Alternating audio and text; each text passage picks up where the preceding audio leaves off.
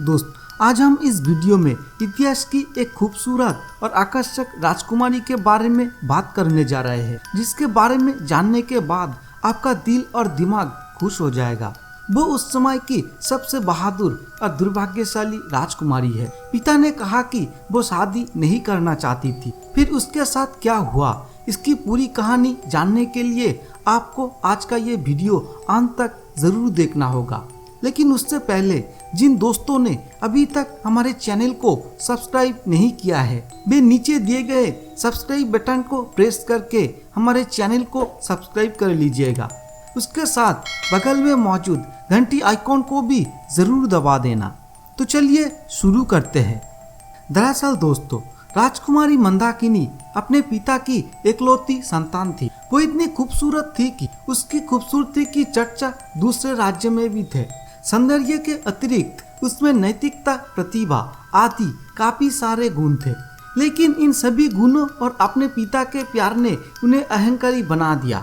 उसका अहंकार इतना बढ़ गया था कि वो किसी अन्य को अपने योग्य नहीं समझता था। कई राजकुमार उससे शादी करना चाहते थे, लेकिन वो किसी को अपने योग्य नहीं समझती थी।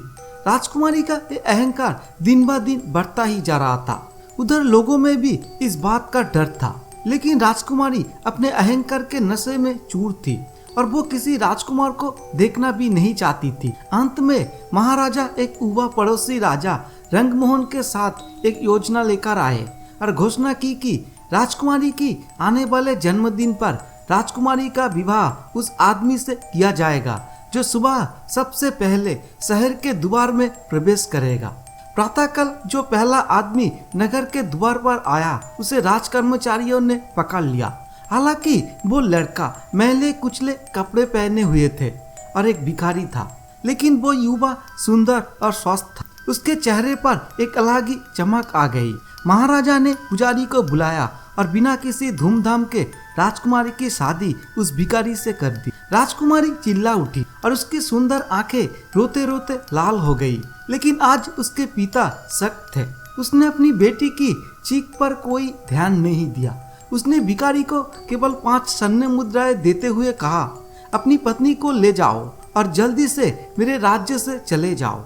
और याद रखना, यदि तुम या तुम्हारी पत्नी कभी भी मेरे राज्य में आए तो उसे मृत्युदंड दिया जाएगा। फिर वो भिखारी चलो मंदाकिनी ऐसे कहकर राजकुमारी का हाथ पकड़कर वहां से ले जाने लगा। रोती हुई राजकुमारी को भी उसके साथ जाने के लिए मजबूर होना पड़ा, लेकिन वो भिखारी बेहद खुश था। वो अपनी पत्नी की पुकार को अनसुना करते हुए चल रहा था और गा रहा था। राजकुमारी को अपने पिता का राज्य पैदल ही छोड़ना पड़ा। राज्य छोड़ने के बाद भिखारी ने उससे मीठी मीठी बातें करके उसे खुश करने की कोशिश की। वे दोनों जंगल में नदी के एक किनारे एक फूस की झोपड़ी के पास पहुंचा और भिखारी वहां गया और बोला, आज से यही तुम्हारा घर है। अब तुम्हें जंगल से पत्तियां और लकड़ियां लानी होगी। फल की जड़ कहीं भी हो, उसे जलाकर खाना चाहिए। आपको घोड़े और घड़ा बेचने के लिए पड़ोसी गांव में जाना होगा। मैं भी आपकी यथासंभव मदद करूंगा।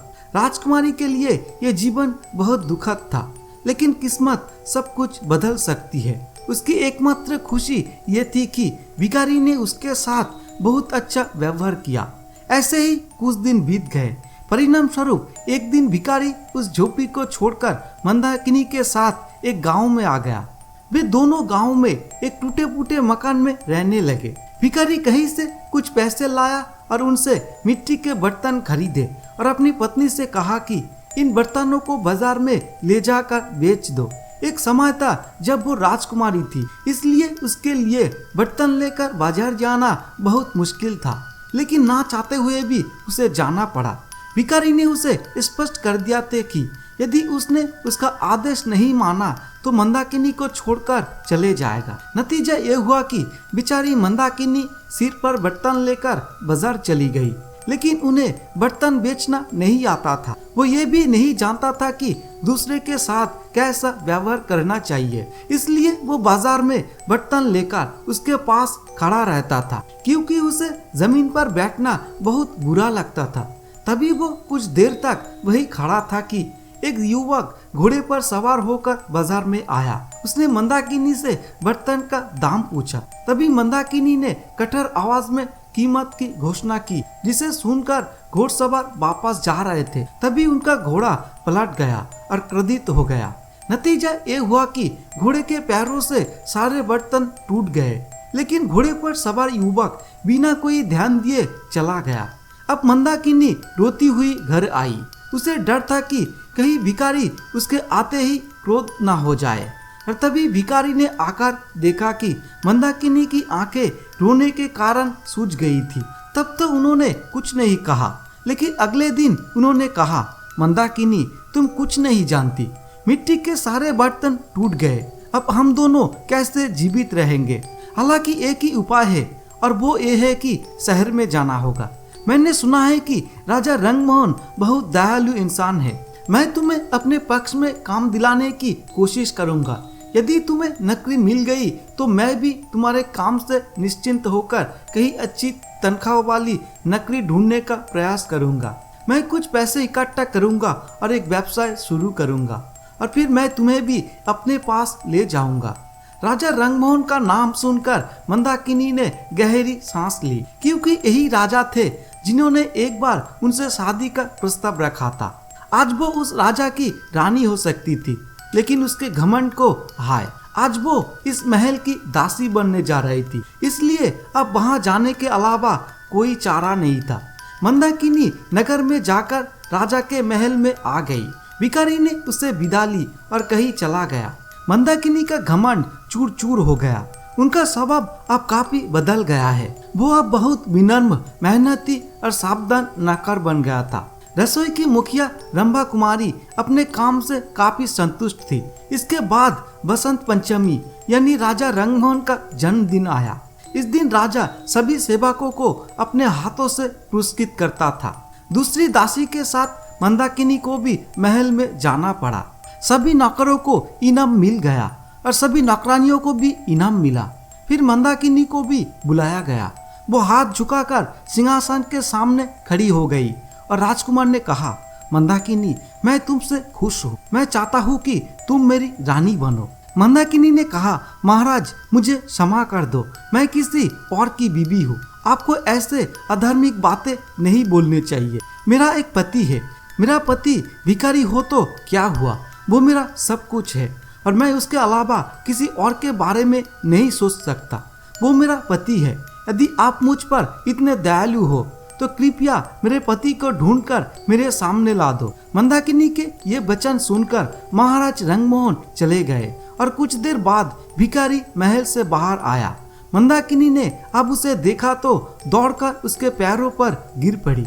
भिखारी मुस्कुराया और बोला, मंदाकिनी मुझे ध्यान से देखो, क्या तुम्हें मुझ में और रंगमोहन में कोई समानता नजर आती है? रहस्य अब खुल गया।